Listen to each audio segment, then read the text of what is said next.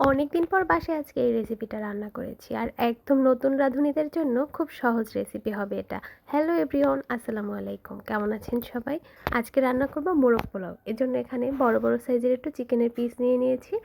এর সাথে নিয়ে নিয়েছি 1 কেজি পরিমাণ চিনি গুঁড়া চাল। প্রথমে একটা কড়াই বসিয়ে এর মধ্যে আমি পেঁয়াজ ব্রেস্তা করে নিয়েছি। এরপর দিয়ে দিলাম কিছু গোটা মশলা, দারচিনি, এলাচ, তেজপাতা, লবঙ্গ, কালো এলাচ।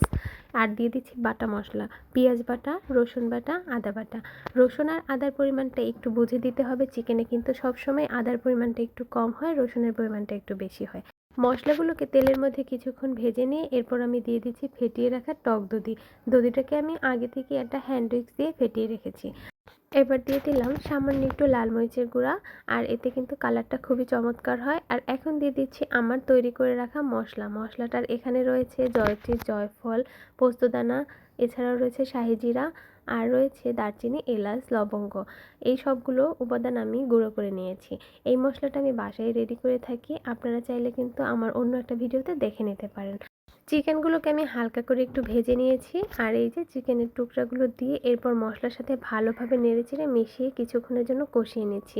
অনেকটা কিন্তু তেল ছেড়ে দিয়েছে। এ পর্যায়ে দিয়ে দিলাম 1 কাপ লিকুইড দুধ। এই ঝোলটা পুরোপুরি টেনে গেলেই কিন্তু রান্নাটা হয়ে যাবে।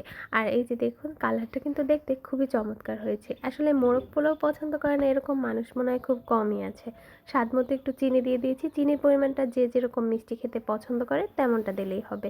এরপর কিছু কাঁচামরিচ দিয়ে দিলাম। আর এখন আমি একটা ফ্রাই প্যান বসিয়ে দিয়েছি আর এর মধ্যে দিয়ে দিলাম কিছু পেঁয়াজ কুচি।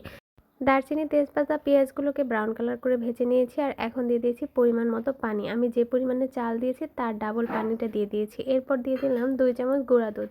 দিয়ে দিয়েছি স্বাদ মতো লবণ, সামান্য একটু চিনি।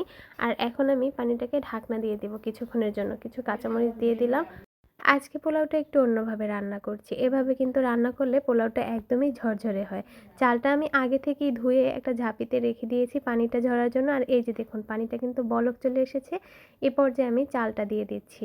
আর এই যে চালটা দিয়ে এখন একটু নেড়ে চেড়ে আবার ঢাকনাটা দিয়ে দিব। আর এখন আমি একটু লবণটা টেস্ট করে নিচ্ছি। তবে এ পর্যায়ে যদি লবণটা না বুঝতে পারেন সেক্ষেত্রে কিন্তু পরবর্তীতে একটু পানিটা টেনে আসলে দেখে নিতে পারেন। অনেকে মোরগ পোলাও সাদা পছন্দ করে, তবে আমার বাসার সবাই আবার একটু কালারফুল হলে বেশি পছন্দ করে। তাই এখান থেকে কিছুটা পরিমাণ ঝোল আমি এই পোলাওয়ের মধ্যে দিয়ে দিলাম। আর দেওয়ার পরে এরপর নেড়েচেড়ে একটু ঢাকনা দিয়ে ঢেকে রেখে দেব। পানিটা কিন্তু অনেকটাই টেনে এসেছে। আর এ পর্যায়ে আমি ঢাকনা দিয়ে দিচ্ছি কিছু সময়ের জন্য। কিছুক্ষণ পর আবার চলে আসলাম। আর দেখুন, আমার রাইসটা কিন্তু একদমই হয়ে গেছে। একটু কালারটা কিন্তু চেঞ্জ হয়ে গেছে। আর এরকম মোরগ পোলাও দেখতে কিন্তু খুবই ভালো লাগে। এখন আমি চিকেনের টুকরাগুলো উপর থেকে দিয়ে দিব। আর সাথে দিয়ে দিব একটু পেঁয়াজ ব্রেস্তা। আর উপর থেকে একটু ঘি দিয়ে দিলে কিন্তু খুব সুন্দর একটা ফ্লেভার আসে। আমি এখন এইভাবে চিকেনগুলো দিয়ে সামান্য একটু ঘি দিয়ে ঢাকনা দিয়ে কিছুক্ষণের জন্য রেখে দিব। কয়েকটা ডিম দিয়ে দিয়েছি সাথে।